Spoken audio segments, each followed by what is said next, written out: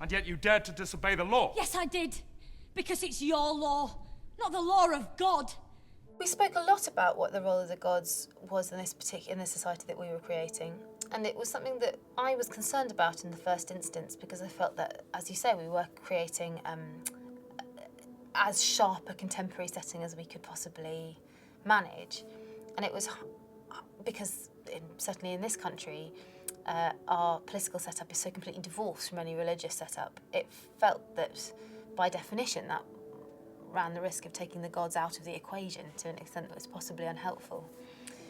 But then we ended up feeling that there are so many sophisticated political regimes around the world that really do have a religious agenda absolutely at their core, that we didn't really need to do any extra work in explaining that. It felt like it was enough for them to be committed in the way that they spoke about the gods, and that it absolutely is, of course it's possible to be completely politically and completely religiously committed in the same breath. We see it all the time in various regimes across the world. So yes, in the end we felt that it was an acting choice rather than a production choice. We just had to believe that when they said, I'm doing this for God, that they really meant it.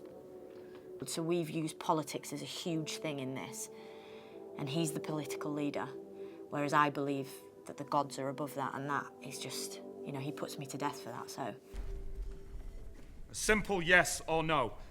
Did you hear of my order forbidding the burial? Of course I heard it. How could I not? And yet you dared to disobey the law. Yes, I did. Because it's your law, not the law of God. Natural justice, which is of all times and places, numinous, not material, a quality of Zeus, not of kings, recognises no such law. You are merely a man. Mortal like me, and the laws you enact cannot overturn ancient moralities or common human decency. They speak the language of eternity, are not written down and never change. They are for today, yesterday, and all time. No one understands where they came from, but everyone recognises their force, and no man's arrogance or power could make me disobey them. I would rather suffer the disapproval and punishment of men than dishonour such ancient truths.